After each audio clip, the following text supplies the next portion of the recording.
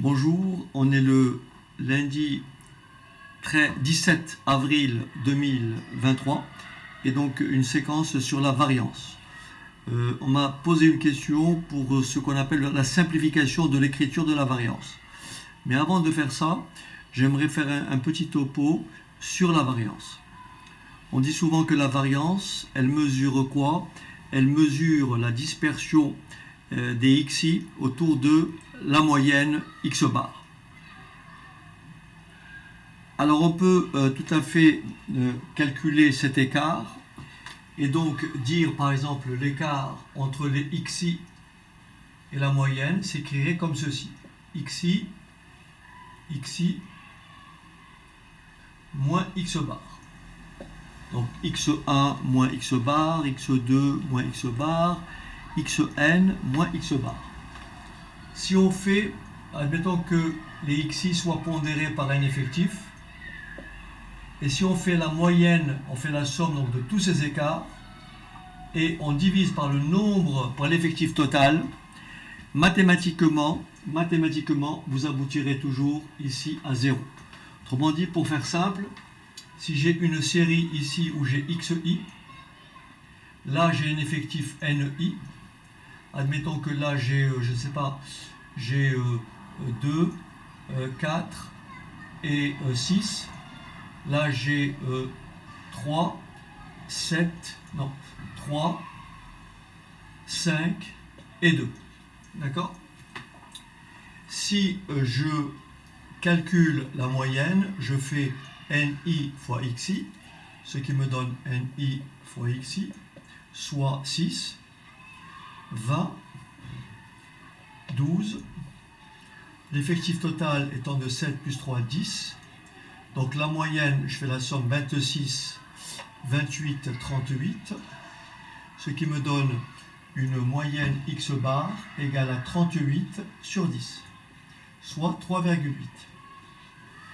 Donc si je m'amuse à calculer l'écart entre les xi et cette moyenne, et que bien sûr je pondère cet écart par l'effectif correspondant, donc là j'écris xi moins x bar, d'accord, et j'ai donc 3 moins 3,8, ça me fait moins 0,8. Ensuite j'ai 5 moins 3,8, ça me fait 1,2, d'accord. Ensuite, j'ai, comment dirais-je, là je dis des bêtises, je reprends mes calculs, je suis désolé. Alors, je reprends mon calcul, c'est xi moins x bar. Donc c'est 2 moins 3,8, ça me fait moins 1,8. 6 moins 3,8, ça fait 0,2. 4, pardon, moins 3,8, ça fait 0,2. Et 6 moins 3,8, ça fait 2,2. Maintenant, si je pondère cet écart-là par l'effectif, donc je fais ni xi moins x bar, ça me fait 3 fois moins 1,8, ça me fait moins 5,4. 5 fois 0,2, ça fait 1. Et 2 fois 2,2, ça fait 4,4. Et vous remarquez bien, 4,4 plus 1, ça fait 5,4. Et 5,4 moins 5,4, ça fait 0. Autrement dit, si je cherche la moyenne de ces écarts à la moyenne, d'accord, je trouverai toujours 0. Alors bien sûr, ça c'est un exemple que j'ai écrit en particulier, mais je peux effectivement en démontrer, vous donner une démonstration rapide. En disant ceci, on va donc calculer la somme,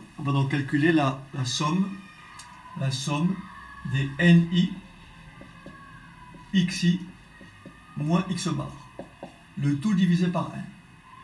Sachant que ma moyenne x bar,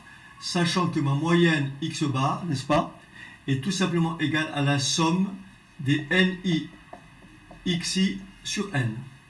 N étant l'effectif total. En fait, je peux développer cette expression et obtenir ceci. Somme des ni xi moins ni fois x bar. le tout divisé par petit n. D'accord?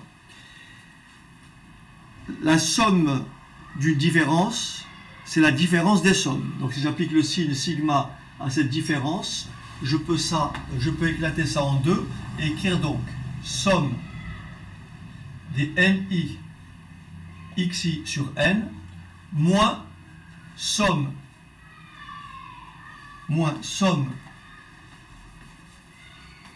des ni x bar sur n. Très bien. Mais je sais par définition que la somme des ni xi sur petit n, c'est tout simplement x bar. Et là, regardez bien, le x bar n'est pas indicé, je peux le sortir du signe somme, ce qui va me donner x bar, d'accord, x bar, que multiplie la somme des ni sur petit n. Mais la somme des ni, l'effectif total, c'est tout simplement petit n.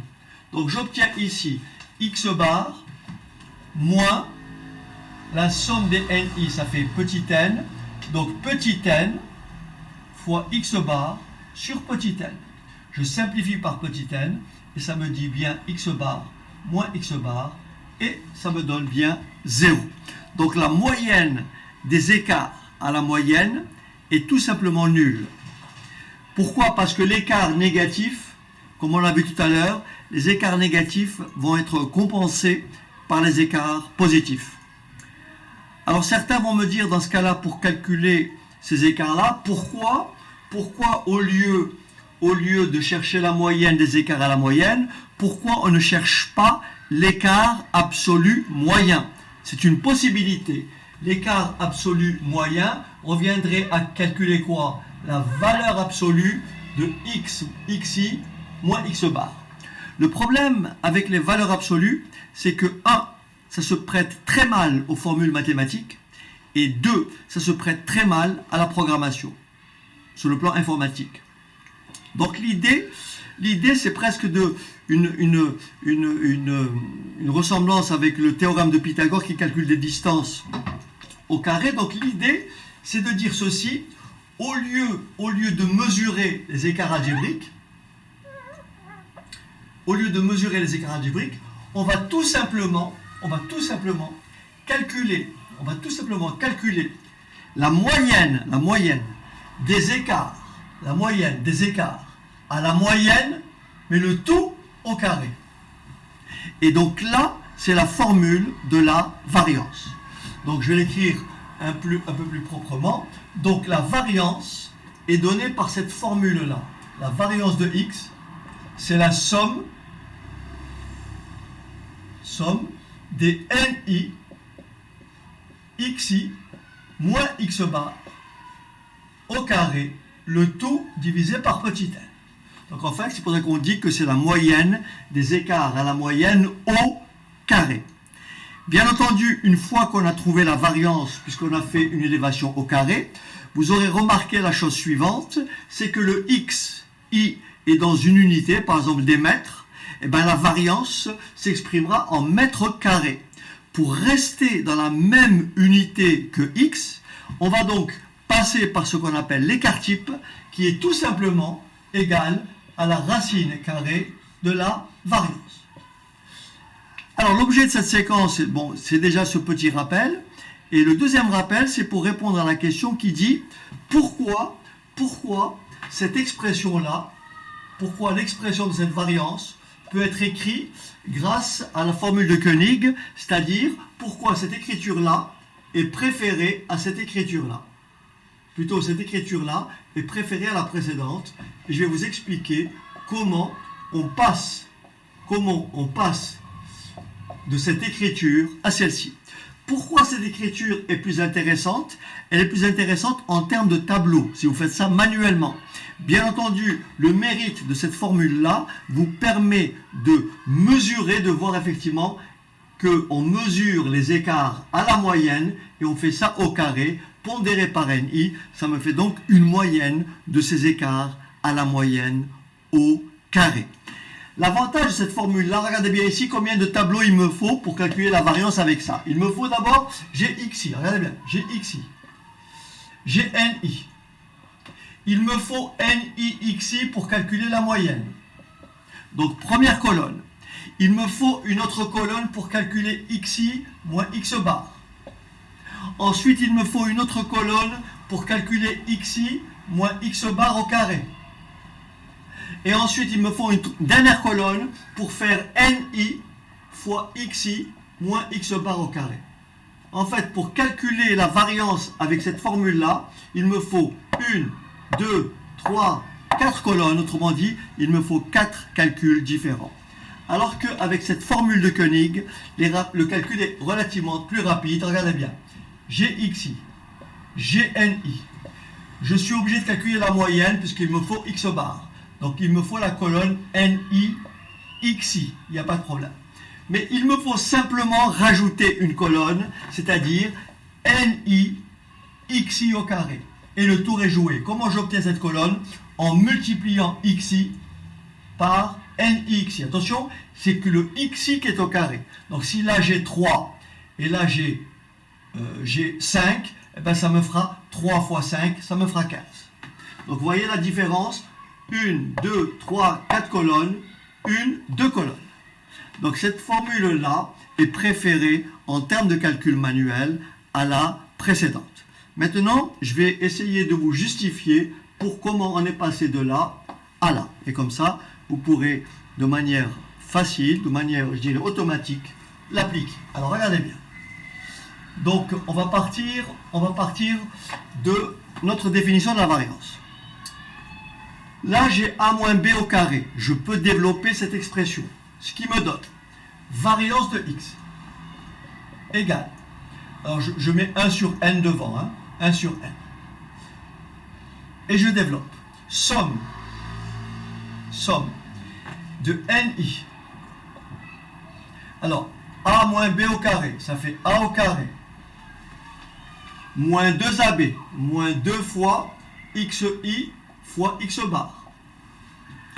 2AB. Plus B au carré. X bar au carré. Et je ferme mon crochet. Maintenant, je vais distribuer le NI. Ce qui me donne 1 sur N. Somme des NI XI au carré. Moins, alors regardez bien, moins 2, il n'y a pas d'indice. X bar, il n'y a pas d'indice. Donc je peux le sortir du signe somme et écrire moins 2 X bar, somme des XI. Ensuite, regardez bien, le X bar n'a pas d'indice. Donc je peux écrire plus X bar au carré, somme des NI. Je ferme mon crochet. Et maintenant, je vais multiplier tout ça par... Alors, avant de faire ça, je vais multiplier donc tout ça par 1 sur N. Ça me fait donc somme des NI XI au carré sur petit n moins 2x bar que multiplie somme des XI. Là, j'ai oublié quelque chose. Vous remarquez que j'ai oublié quelque chose. J'ai multiplié NI ici. Et il me faut multiplier le NI ici. Donc ici, j'ai sorti le 2x bar. Mais n'oubliez pas que je dois multiplier par NI. Donc là, je corrige. Et là, je dois avoir nécessairement NI, n'est-ce pas, que multiplie XI. D'accord? Donc là, je corrige. Et là, j'ai donc NI que multiplie XI, toujours divisé par N, plus X bar au carré, somme des NI, toujours divisé par N. Voilà. Ça, je ne touche pas. Ça, c'est ça. Regardez bien. Alors, j'écris égal. Somme des NI XI au carré sur petit n. Regardez bien, somme des NIXI sur N, c'est X bar. Donc ça me fait 2 fois X bar fois X bar. Ça me fait 2 fois X bar au carré. Très bien. Maintenant, j'ai quoi? J'ai la somme des NI. La somme des NI, c'est quoi? C'est petit n. Donc là, ça me fait quoi? Plus x bar au carré que multiplie petit n sur petit n. Mais petit n sur petit n, ça fait combien? Ça fait 1. Il va me rester donc, si vous permettez, je simplifie directement, n sur n, ça fait 1. Et il va me rester quoi? Somme des ni xi au carré sur petit n, moins de x bar carré plus x bar carré, ça me fait moins x bar carré. Et vous obtenez la formule de Koenig qui est là. Voilà pour la séquence sur la variance. Je vous dis à une prochaine. N'hésitez pas à commenter et surtout à partager. Et je vous dis à bientôt.